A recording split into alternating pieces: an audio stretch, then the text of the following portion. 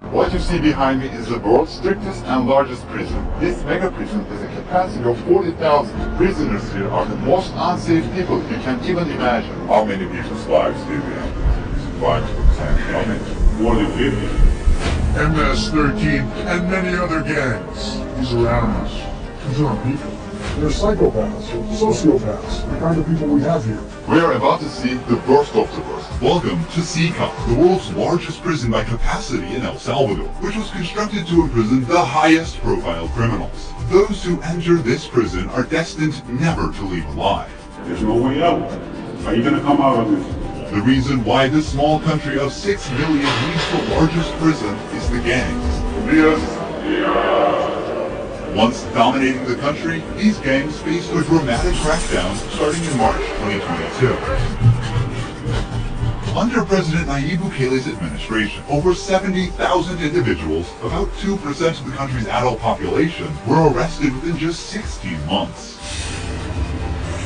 Buses transported thousands of chain gang members to CECOT in a tightly coordinated nighttime operation. Sitting one behind the other, heads lowered, they looked like a single mass. Surrounded by armed guards, none of them dared to resist commands. Their life has changed in a day. In this documentary, we will interview one of them, one of the most ruthless gang leaders, known by the nickname Psycho. 10 minutes. We only have 10 minutes. Built in 2022, this massive prison is made up of 8 separate modules spread over 410 acres of land. Each pair of modules is enclosed by 2 separate 3-meter-high walls with razor wire. The entire facility is surrounded by a towering 9-meter-high wall with a 3-meter-high electric fence carrying 15,000 volts. 19 watchtowers are ensuring nothing escapes notice. The entire design doesn't just prevent escape, it erases the very idea of it. Hello. Hello, we have permission from the presidency. The soldiers stopped us. We're hoping this will be the last checkpoint. The jammers blocked all signals within a 2-kilometer radius of CECOT, completely cutting off all communication. Over 600 soldiers work only to secure the perimeter. We are going to leave all of our belongings here before entering the prison. We will only carry our cameras and microphones, that's it. Pass slowly. Look at the camera. The body scan. I forgot my wedding ring on. Well, that needs to be put away over there. This high-capacity X-ray scanner even shows bones and internal organs. It's mainly used to scan newcomers, ensuring no one tries to sneak in anything forbidden on their body before entering. The inmates used to swallow some objects, or they would try to bring them in backbone, or, micro SD memory cards, microchips, and not only that, even phone chargers. Another thorough body search has been conducted. Take off your shoes. They even inspected inside our socks. It took us around 1 hour just to pass through security, even though we were invited as media after months of applying. Guards are wearing masks because they're doing a risky job here, so if they get identified, it might be riskier for them to go to town centers because these gangs, they have a lot of connections, so they have to keep their identity secret. Why don't you wear a mask? I have to talk to them face to face, looking them in the eye. They already know who I am. We're in the registration room. This area is for inmates only. When a criminal is captured on the street, they don't carry ID or give their real name. That's why their fingerprints and photographs are taken here to enroll in the system. Once they become a permanent part of CECOT, the inmates lose all contact with loved ones for the rest of their lives, as family visits are strictly forbidden. It's also important to note that a small number of innocent people were mistakenly imprisoned during the big crackdown. Because of the no-contact policy, their families have no idea where they are or if they are still alive. For some, this documentary could be their first chance to see a missing loved one. Before entering the modules where the inmates are, we visit the armory of the prison. This section is a must in case of possible riots, and these convicts are the most unsafe people on Earth. The type of firearm we use is a T-65 rifle, similar to the M16 rifle. We also have this other firearm, which is a 12-gauge shotgun. The Sig Sauer rifle allows us to maneuver in spaces that are too tight to move. Whenever criminals are arrested and dragged to the bus, various cuffs and chains are used to restrict their movements and minimize the risk of harm to officers. Has there ever been a riot? So far, there have been no escape attempts. We have the worst of the worst within criminal organizations here. The riot gear consists of a head protection, a face shield, neck protection, an anti-trauma vest, leg protectors, shin guards, and of course, a shield. Generally, in the prisons, you see inmates invent any kind of handmade weapon, like awls or knives. They are fully protected. You can see how he protects his feet. Since this prison is so large, we have to hop on this bus. We are entering the module area. To keep the country safe, 1,000 staff members work inside CECOT. It is impossible, but let's just imagine that an inmate get out of the fortress. These pebbles that you see are put here intentionally because when they walk on these pebbles, it works like an alarm system. It makes a noise, they cannot sneak away. Have they tried to escape? No. Would they try? Difficult. Because they would have to go through a series of security raids. CECOT was built with its own infrastructure in an isolated area, including an electrical and sewage system to prevent external interference. In case of an electricity cut or water supply issue, the cisterns and power plants will maintain operations for up to a week. I'm so excited. We're gonna be face to face with the most dangerous criminals in the world. It's pretty tense. We're entering one of the modules now. You are seeing the third and fourth modules next to each other. An offender who enters one of these buildings never exits through these doors. In a few steps, we'll be surrounded by more than 2,500 inmates. It's like stepping in the middle of controlled chaos. This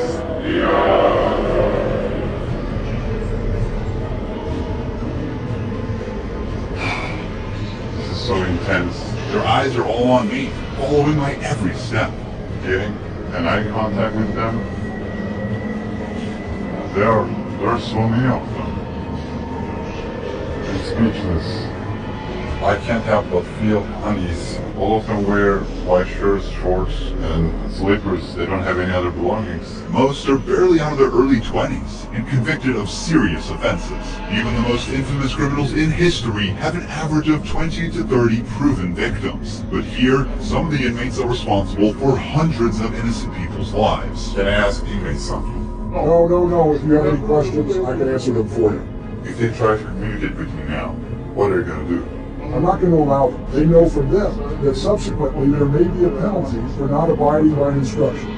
I'm curious to know which of these group leaders I'll be interviewing. It is forbidden for us to pass this yellow line because these are one of the most dangerous human beings on Earth. Without the bars between us, everyone knows exactly what could happen. There are 32 cells in every one of the 8 modules making up the mega prison. Each cell holds around 80 inmates, but the number can go as high as 150. Despite not being at full capacity, the inmates only have 0.5 square meters of personal space each. Prisoners do not have any ventilation rights or courtyards to walk outside their cell. Each inmate here have been given one of the longest sentences you can even imagine in your life. The only thing that doesn't change that all these inmates will never get outside. They will never see sunlight. The only people who are authorized to get inside and outside are the personnel and sometimes media like us. They will never ever leave this building. If you see their look, you can see the emptiness in their soul. They don't have any hope towards future. They look very robotic. Their life is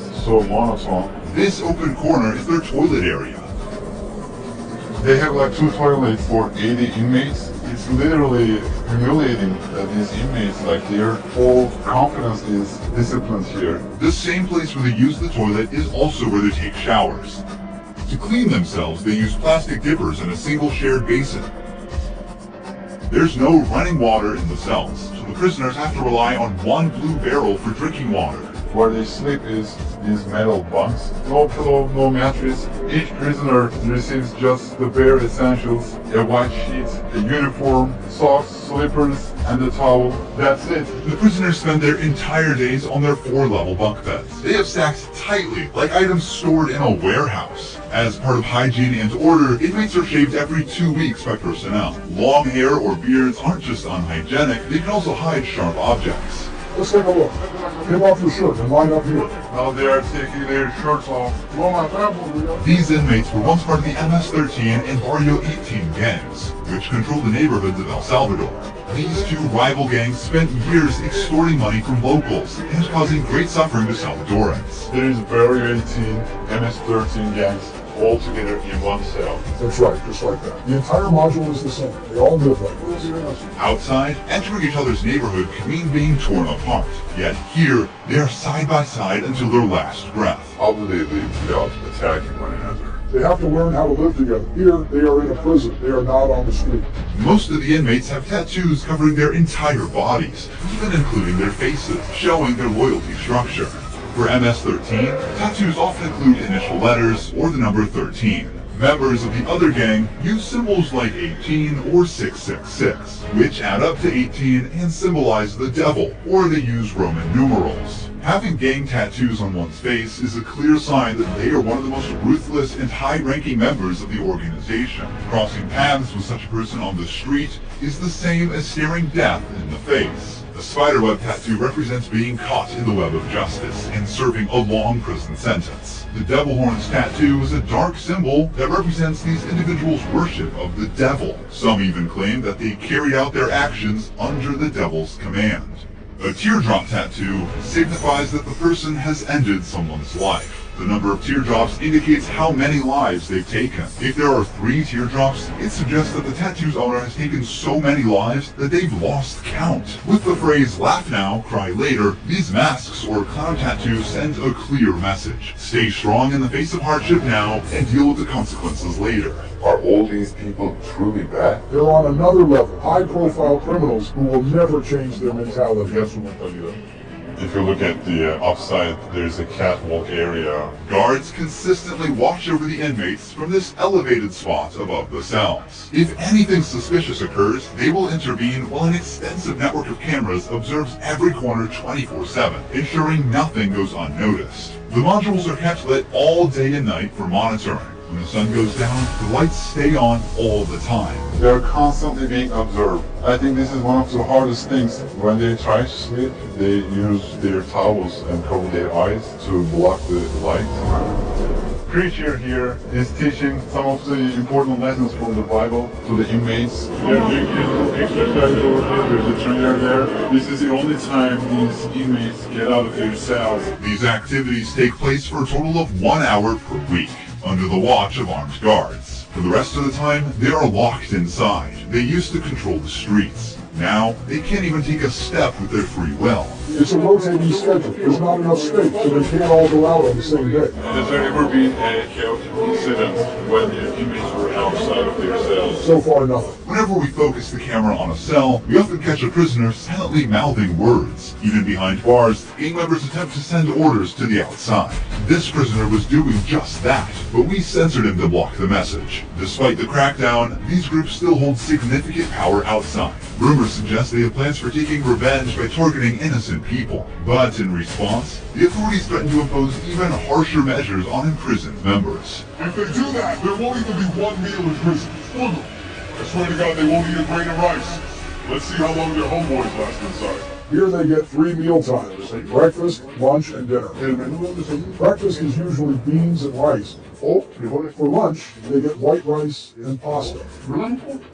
Dinner's pretty much the same. The only thing that changes is the drink. There's no nutritious food like chicken or meat.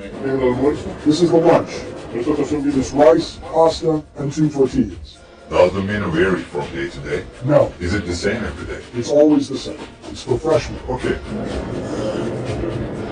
It's a sugary drink. I'm going to taste it for myself. Inmates must eat with their hands and clean their plates before returning them. With a diet lacking in protein, many likely suffer from nutritional deficiencies. Before starting our interview with the inmates, I want to show you one more place that is even more extreme than what you've seen so far.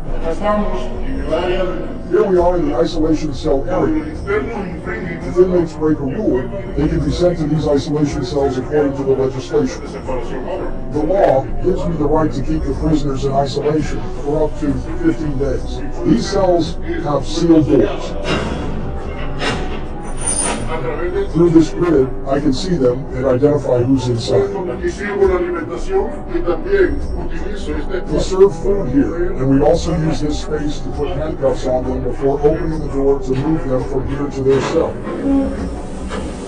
Welcome to the isolation cell. If an inmate misbehaves, this is where he ends up. He won't know the time or how much longer he'll be kept inside. For days or even weeks, he sleeps on this concrete bed without ever leaving. They are cut off from the outside world, left alone with nothing but their thoughts. This is where they supply their water. There's their water basin here. They take their water here, and this is where they pee. The basin for drinking water and the toilets are located side by side. The toilet looks recently used and dirty, suggesting that this cell has recently been used. The only light they have is this little hole that barely lets the sunshine in. This openness is also the sole source of fresh air. What is the most challenging thing about isolation room, according to you? Inside, you don't even see your hands. So when someone is isolated, it is necessary for them to have something, a book, anything, to keep their mind clear. But here, they don't have access to any of that. No matter how tough a criminal is, this kind of isolation breaks them. This is necessary for the type of offenders that we have here. People who once played God by deciding who would live and who wouldn't live deserve the worst punishment. We don't show them mercy. They can ask for forgiveness, and may God forgive them. But here, justice must be served. There's so many victims, and it's the least they deserve. Now we're going to interview the inmate known as Psycho. He has a 34-year criminal history, and has spent the last 25 years as a high-ranking member of an organization. 10 minutes. You only have 10 minutes. 12 guards are barely enough to ensure the safety around this inmate. Remove the mask. What is your name? My name is Marvin Ernesto Medrano Vasquez. How old are you? I'm 41 years old. You don't look 41. You look younger, like 35. That's a good thing that you told me because I feel old. Can I see your tattoos? I'm at 13. When did you join this crime organization? In 2004, but I started my criminal record since I was 11 years old. How did you first become involved? When somebody's born with just a mom and the mom is working, you look for the streets. You look for somebody to help you out. I said, oh, my mom's poor, I need some shoes, I need some clothes, and I started robbing. Then I need a father figure because I didn't go with my father. And then I looked the group of gangs. Then I did a homicide, and I came right here to El Salvador. Trying to change my life, but I seen that there were more gangs right here, and I started doing the same thing I did upstate, and I got locked up. I've always been one of them persons that wanted to accomplish the things that they put in their mind, and I accomplished everything I had to do right here. But I'm right here. This is how the devil pays the people. Is it true that to join this crime organization, you need to end someone's life? Yeah. But the first one must be one of your relatives, right? Yeah.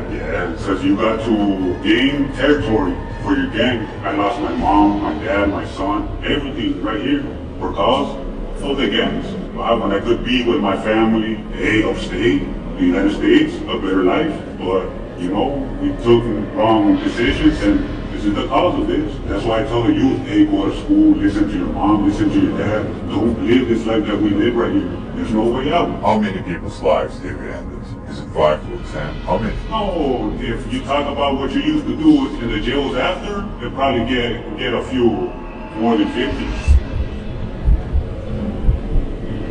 You gotta do it sometimes.